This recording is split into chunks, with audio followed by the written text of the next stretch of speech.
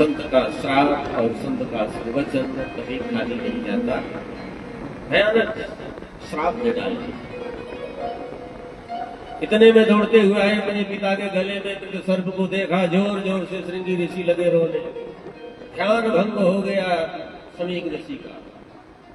कहते हैं जब राजा परीक्षित आवाज लगा रहे थे तब समीक ऋषि का ध्यान भंग नहीं हुआ, पर जब उनके बेटे जब रोने लग गए उनका ध्यान भंग हो गया।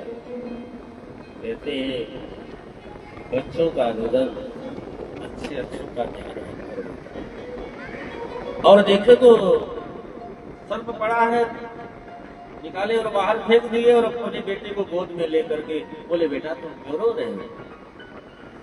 एक बालक ने बताया कि ये श्राप दे दिया राजा परीक्षित को समीक ऋषि। बोले बेटा तुम भी अच्छा नहीं किया, बहुत दुखी हुए। बोले मैंने अच्छा नहीं किया, क्यों।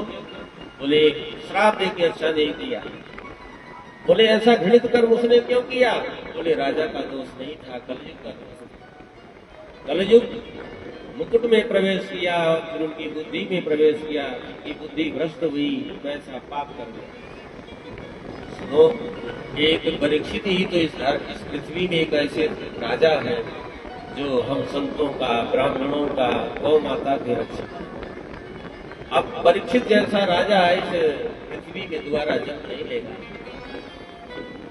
अब जो राजा होंगे धर्मनिरपेक्ष होंगे, जो शासक होंगे धर्मनिरपेक्ष होंगे। प्रत्यक्ष देखने को मिल रहा, धर्म से उन्हें कोई लेना देना नहीं, संतों से, ब्राह्मणों से, गौ माता से कोई लेना देना नहीं।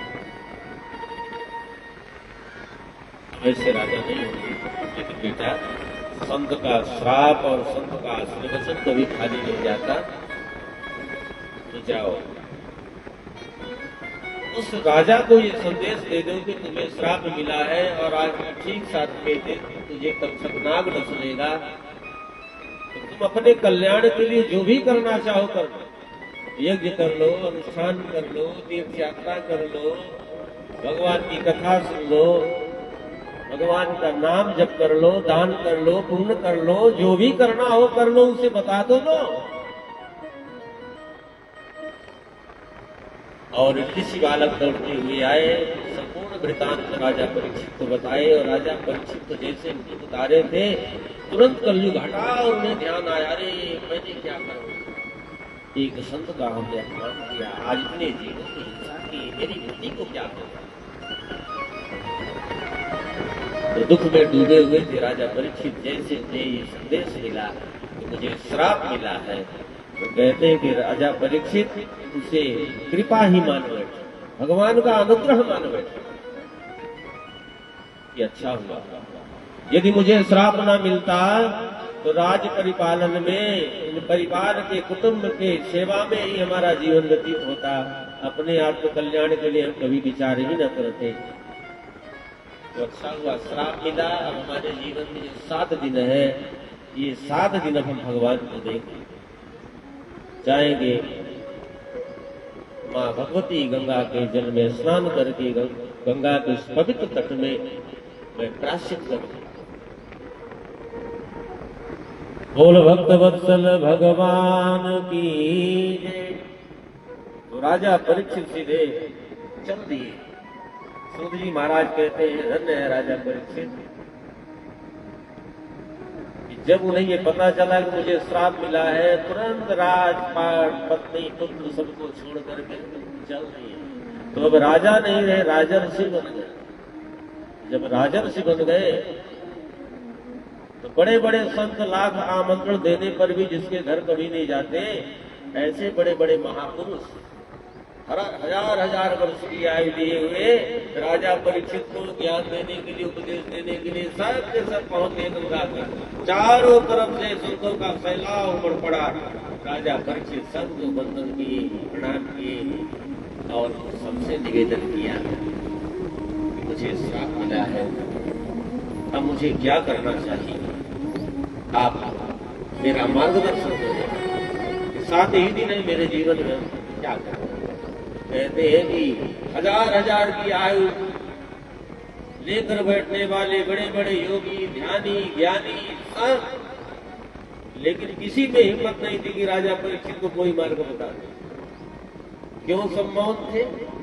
मौन इसलिए थे कि सब विचार करते हैं कि जन्म जन्म मुनि जतन कराही, जन्म जन्म मुनि जतन कराही, अंत राम कहिया बात नाही, अंत राम कहिया बात नाही, अंत राम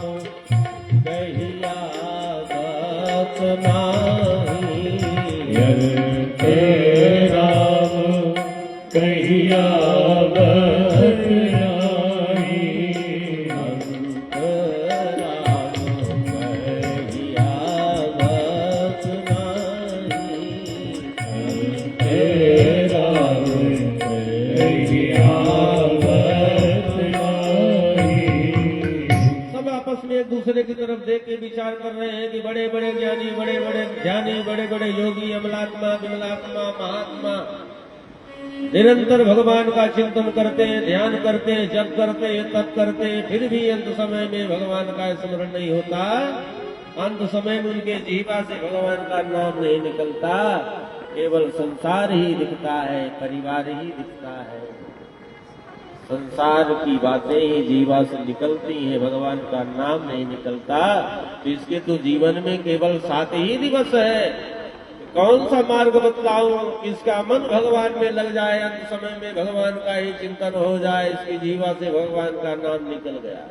मरते समय जिसके स्मरण में गोविंद आ गए और जीवा से भगवान का नाम निकल गया, उसका उद्धार हो गया। दोबारा इस संसार में से आना नहीं। अरे ताली बजाई तो जम के बजाते है, बड़ा मुश्किल। लोग कहा करते भैया अभी तुम्हें 50 साल का जीवन हुआ, अभी हमारे भजन करने के समय नहीं है, बढ़िया खेलने खाने कूदने की है, आराम करने के हैं। बोले कब करोगे? बोले जब बुढ़ापा आ जाएगा, 60 के ऊपर जाएंगे, 70-75 के होंगे तब भजन करेंगे। अरे भला बताओ, कोई ठिकाना है कि आप 60 वर्ष 75 वर्ष पहुंच ही जाओ? एक पल का ठिकाना है? पहुंच भी गए तो उस समय तो शरीर ही जवाब दे देता है। लकड़ी के सहारे चलना पड़ता है, दिखता नहीं है, कान में सुनाई नहीं देता, हाथ पांव कांपते हैं, लकड़ी के सहारे चलते हैं। तो जब शरीर ही हमारा साथ नहीं देगा तो हम कैसे भजन कर पाएंगे, कैसे अभ्यास करेंगे? नहीं होगा।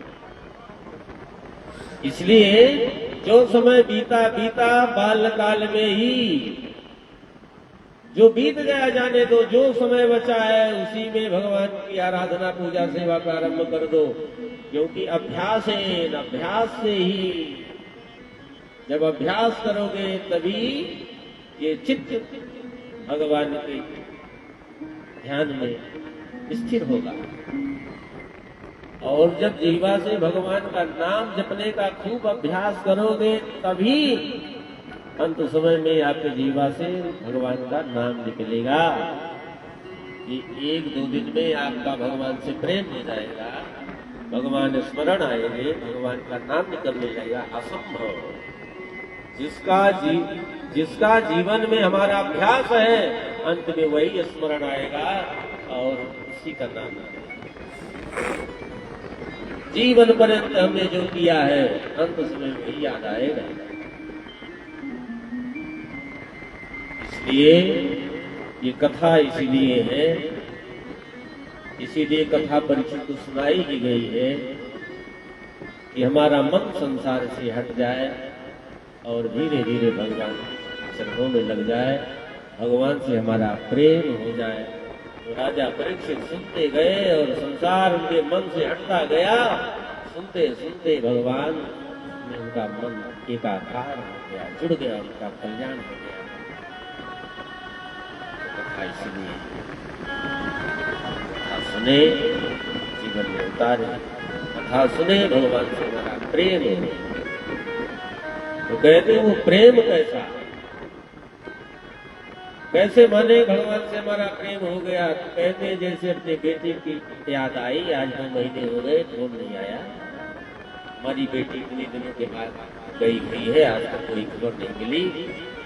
तो याद आई, आंख से आंसू बह पड़े, हमारी भूख चली गई, तड़पने लगे उससे मिलने के लिए, बोलने के लिए।